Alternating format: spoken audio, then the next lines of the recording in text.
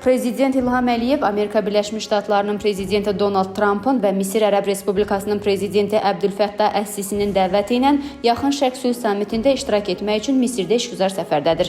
Dövlət başçısı sammitin keçiriləcəyi Şarm əl-Şeyx şəhərindəki Beynəlxalq Konqres Mərkəzinə gedib. Misir Ərəb Respublikasının prezidenti Əbdülfəttah Əs-Sisi dövlət başçısını salamlayıb.